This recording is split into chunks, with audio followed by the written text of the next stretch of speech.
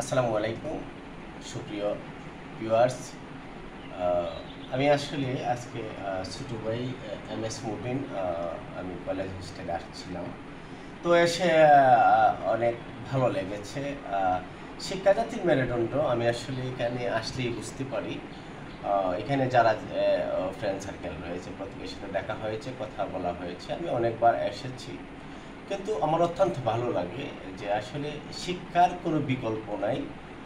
শিক্ষিত জেনারেশন যারা যেখানে রয়েছে, আমি মনে করি সকলের জন্য আমি দোয়া করি।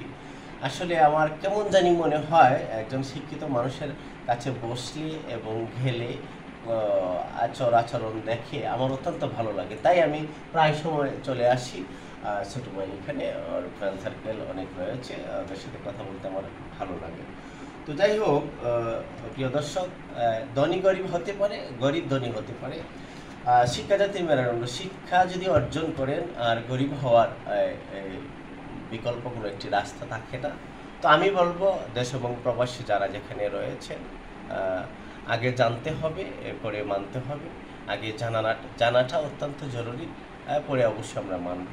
তো জানতে গেলে শিক্ষার প্রয়োজন হয়। তো যাই হোক, আজকে আমি এই শিক্ষা নিয়ে কথা বলছি।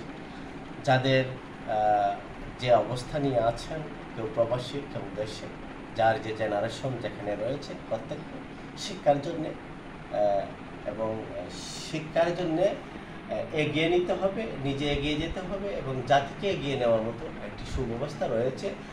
সেই ব্যবস্থার হচ্ছে শিক্ষা। আমাদের শিক্ষার প্রতি গুরুত্ব দিতে হবে। শিক্ষার কোনো বিকল্প নেই।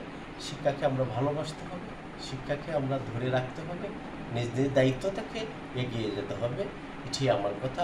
সকলের কাছে দেশ এবং প্রবাসী যারা যেখানে রয়েছেন সকলকে ধন্যবাদ জানাই। আসসালামু আলাইকুম। ভালো